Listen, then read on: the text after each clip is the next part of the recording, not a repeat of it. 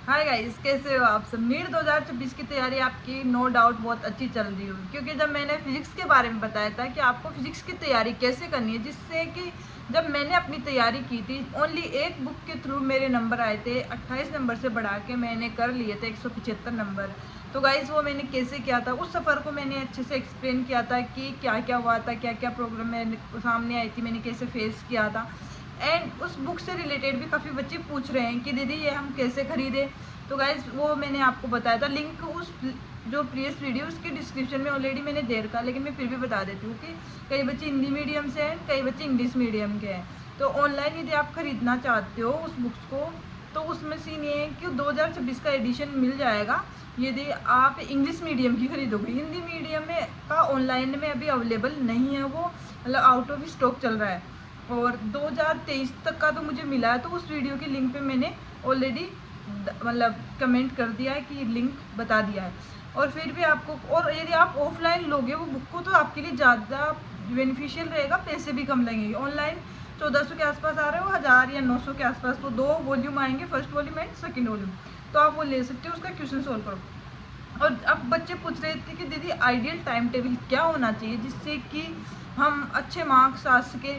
और देखो, ideal time table किसी का एक पर्टिकुलर हर इंसान का अलग अलग होता है। जैसे आप पढ़ना चाहो वो आपके लिए सूटेबल हो, वो आइडियल टाइम टेबल होता है। पर कई बच्चों का ऐसा होता है कि कोचिंग टाइम, सुबह का कोचिंग टाइम होता है और वो शाम को मतलब स्टडी करते हैं। कई बच्चों का शाम का कोचिंग टाइम होता है और सुबह वो सेल्फ स्टडी करते हैं। अभी इसी के सीन में मैं आपको बताती हूँ कि यदि आपका सुबह का टाइम टेबल है, तो गाइस आपको सुबह उठ के नो डाउट 6-7 बजे से कोचिंग स्टार्ट हो जाती है, कई बच्चों की 8 बजे से होती है। तो आप अपनी क्लासें कंप्लीट कर लीजिए पहले। और यदि आप रिपीटर बच्चे हैं और आपको बायो में कोई टॉपिक हो रहा है बट आपको ऑलरेडी वो पहले से आता है, तो गाइस उस टाइम पे आप अपना मॉड्यूल साथ ले जाइए उस लेक्चर के अंदर। यदि आप ऑफलाइन कोचिंग ले रहे हो तो उस टाइम पे आप उसमें बैठे बैठे क्वेश्चन लगाइए उसके।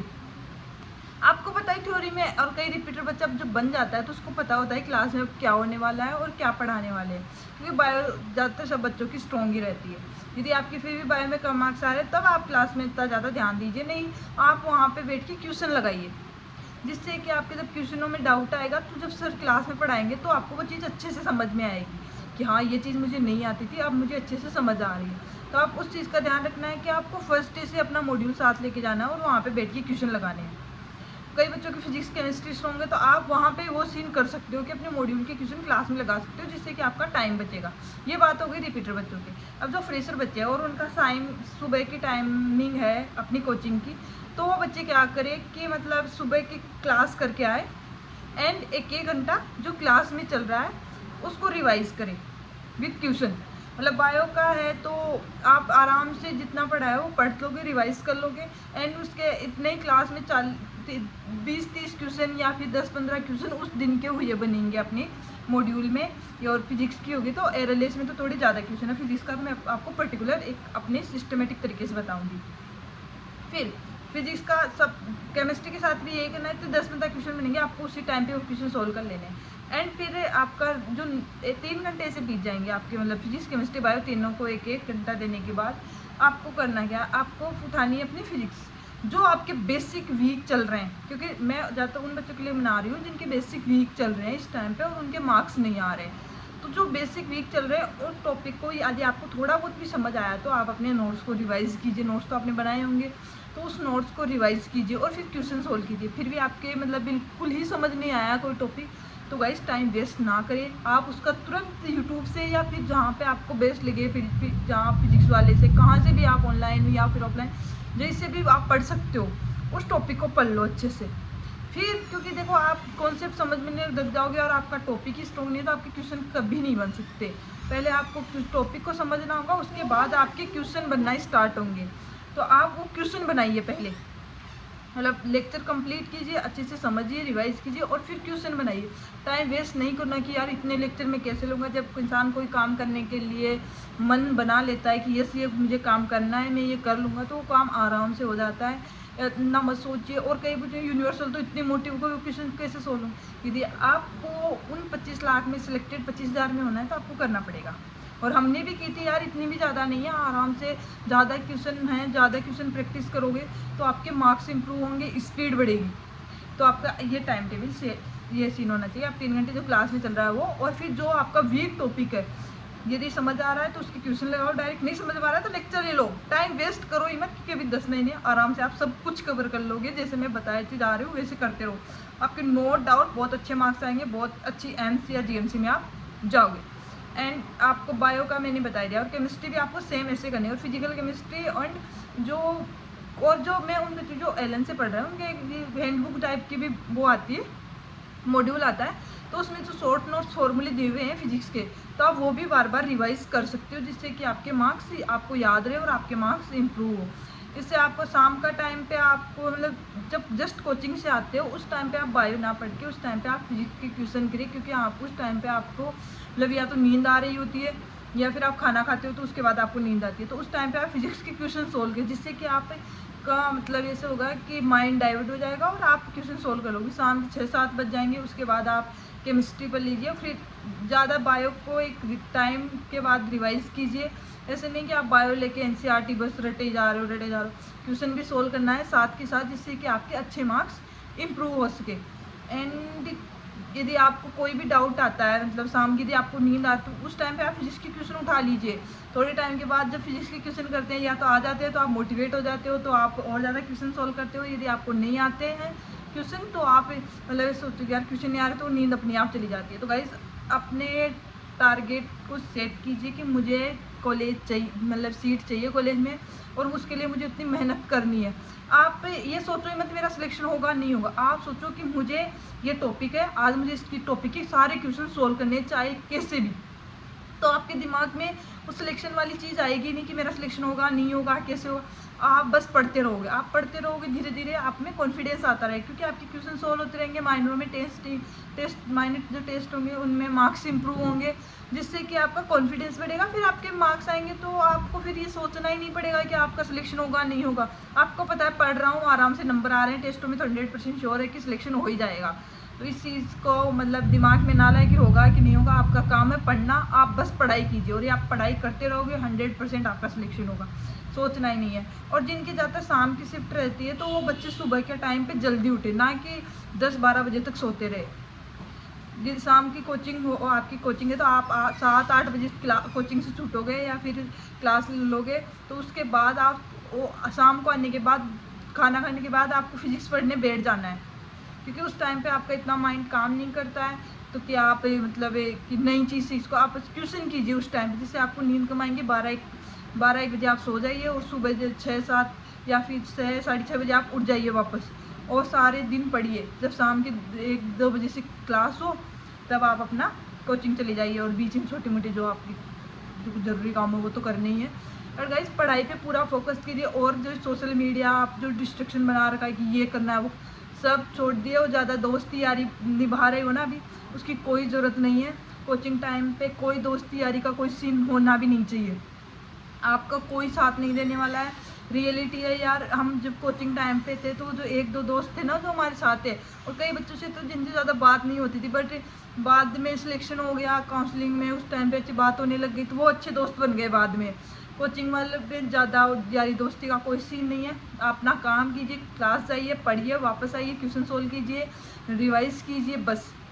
क्योंकि जितना ज़्यादा फ्रेंड सर्कल होगा उतना ज़्यादा टाइम वेस्ट होगा, तो ज़्यादा फ्रेंड सर्कल बनाने की ज़रूरत नहीं है। और आप बोलते हो कि मैं डिमोटिवेट हो जाता हूँ, डिमोटिवेट बच्चा तभी होता है जब वो ट्यूशन कम सोल्व करता है या पढ़ाई कम करता है। यदि आप पढ़ाई करो, लिटरली बता रहे हो, आप 7 दिन कंटिन्यूसली पढ़ाई करो, आपका अपने आप में कॉन्फिडेंस आ जाएगा कि मेरा 100% श्योर सिलेक्शन हो जाएगा। ऐसा हो ही नहीं सकता कि मेरा सिलेक्शन ना हो। आप सोचोगे ही नहीं कि मेरा सिलेक्शन होगा नहीं होगा, आप यह होगा मेरा सिलेक्शन तो हो जाएगा। मतलब वो एक साइड जो पार्ट था ना कि होगा कि नहीं होगा, वहाँ पे ओनली आ गया कि मेरा सिलेक्शन हो जाएगा। तो आप बस पढ़ाई पे फोकस कीजिए, ना कि अपनी दोस्ती यारी पे। तो और कई बच्चों के डाउट है कि समझ नहीं आ रहा है, तो देखो समझने का सीन होता है ना कि हर सब्जेक्ट को टाइम देना पड़ता है। यदि आप कई बच्चे 11th में तैयारी कर लेते हैं, 12th में तैयारी कर लेते हैं, फिर टारगेट पेज में आते, कहीं ना कहीं उन बच्चों ने मेहनत की हुई है, तब जाके वो क्वेश्चन उनको आ रहे हैं। यदि आपको नहीं आ रहे तो आप उनसे कमज़ोर नहीं हो, आपने मेहनत नहीं की पहले। और यदि आप इस टाइम पे संभल गए कि यस मैं मेहनत करना चाहता हूँ, मैं कर सकता हूँ, तो कीजिए गाइस, जितना जल्दी हो सके। आप इस टाइम पे मेरा वीडियो देख रहे हो तो आप काफ़ी लाखों बच्चों से ऑलरेडी आगे हो कि आप इतनी जल्दी पहले 10 महीने पहले, नीट के 10 महीने पहले ये वीडियो देख रहे हो। और कई बच्चे बोलते हैं 11th हमारी पूरी ख़राब हो गई तो 12th में हम कर सकते, 100% कर सकते। कुछ भी इम्पॉसिबल नहीं है गाइस। यदि आपने ठान लिया तो बस लग जाओ उस चीज़ के लिए कि बस मुझे करना है। और कई बोल रहे हैं ना कि इतने कम मार्क्स आ रहे कैसे होगा, तो उनको ये मत कि ना यार इतने कम मार्क्स कि मेरा तो हो जाएगा।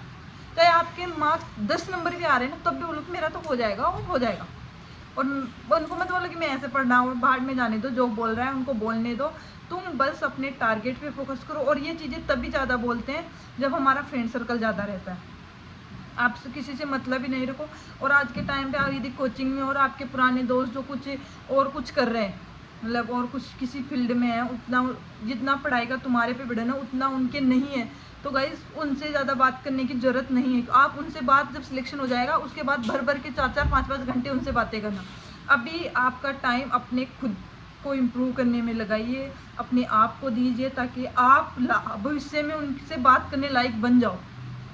ऐसे नहीं कि ये दोस्ती यारी थोड़े दिनों की रहती है, जब इंसान को समझ आ जाता है ना कि यार मैं क्या कर रहा हूँ, मतलब मुझे जो जिस चीज़ के लिए मैं यहाँ पे आया हुआ हूँ कोचिंगों में या फिर कहीं पे भी पढ़ाई कर रहा हूँ, ऑनलाइन कोर्स ले रखा हूँ, फिर वो नहीं करते ना तो डिमोटिवेट हो जाते हैं। तो आपको डिमोटिवेट नहीं होना है, आपको कंटिन्यूसली मेहनत करनी है। और आप सोचो कि 2 दिन में रिजल्ट आ जाएगा, मैं 5 दिन यूनिवर्सल सोल्व करूँगा रिजल्ट आ जाएगा, नहीं आता, नहीं आता।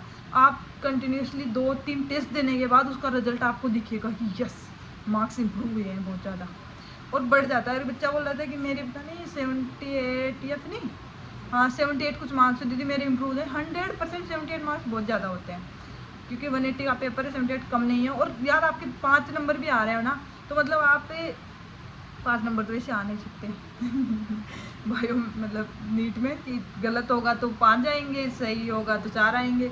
तो वाला एक क्वेश्चन यदि 4 नंबर पे आ रहा है, कोई एक भी क्वेश्चन सही हो रहा है, मतलब आपने ट्राई तो किया। और कोई माइनस हो रहे तो आपको टेंशन होने की ज़रूरत नहीं है, कम से कम आप उसको अटेम्प्ट तो कर रहे हो। अटेम्प्ट तो सारे क्वेश्चन करने ही है, निधि वो वाला सीन हो गया यदि आप अटेम्प्ट नहीं कर रहे हो। अब पेपर हार्ड आए और आपको लग रहा है कि भाई हवाई नहीं लग रही, तब तो छोड़ना ही है। लेकिन आपको उनमें 50-50 आसान से तब भी रिस्क ले सकते हो, कोई बात नहीं है। जब भी रिस्क नहीं लेने का वो वाला सीन हो जाता है कि हथियार पहले ही गिरा दिए। तो गाइस जितना हो, और जब देखो माइनस तब भी ज़्यादा होते हैं जब हमारे कॉन्सेप्ट थोड़े ढीले होते हैं। हमें कॉन्सेप्ट बिल्ड करना है, हमें क्वेश्चन निकालना है। और जो भी बच्चे यूनिवर्सल जो मैं बुक बता रही हूँ वो खरीद रहे हैं, तो ये सोच के खरीदे कि मुझे ये सोल्व करनी है, वहाँ खरीद के रखने की कोई ज़रूरत नहीं है। यदि आपको पता है कि इसमें सोल्व करूँगा इस चीज़ को और मेरे फिजिक्स में मार्क्स इंप्रूव करना, तभी वो बुक खरीदना, फालतू पैसे ख़राब करने की ज़रूरत है नहीं। वो तब भी मतलब ये सीन होना चाहिए कि यस मैंने इस चीज़ पे पैसे इन्वेस्ट किए हैं, इसका पूरा मुझे आउटपुट मिलना चाहिए, वो करना है। और गाइस यदि आपके 50 नंबर भी आ रहे हैं तब भी आप 720 ले जा सकते हो। कोई और बताओ तो कि इस बार हार्ड आएगा, नेक्स्ट टाइम भी हार्ड है, कोई गारंटी नहीं है। यदि पेपर हार्ड आएगा कट ऑफ कम चली जाएगी, पेपर ईजी आएगा कट ऑफ ज़्यादा चली जाएगी। बट आपको निकालनी है आपकी अपनी एक सीट, बस आपको और कोई मतलब नहीं है। आपको 30,000 सीटों में जो गवर्नमेंट सीट्स हैं, 30-25,000 जितनी भी, मतलब जो आपकी कैटेगरी से बिलोंग करे, ये आपके वो आपको ज़्यादा सीटों से मतलब नहीं। आपको बस एक सीट निकालनी है, जिसके जो कॉलेज आपने सोच ली है उस चीज़ की, बस आपको बस वो एक सीट से निकालनी है। मैं तो एक सीट ही ले रहा हूँ, और चाहे पूरी ले लो बच्चे और दूसरे, मुझे उससे कोई मतलब। तो गाइज अपने आप को सेपरेट कर लीजिए। ये 1 साल, ये 10 महीने बस अपने आप खुद पे लगा दीजिए। आप देखोगे आपके 10 महीने बाद आप एक अलग स्टेज पे चले जाओगे, आपके जो साथ वाले हैं उनसे कई गुना आगे। और आप चाहते हो कि यस मेरे घर वालों की इज्जत हो, मेरे घर वालों को भी मतलब सब बधाइयाँ दे जब सिलेक्शन हो। तो गाइस उसके लिए आपको आज से ही मेहनत करनी पड़ेगी।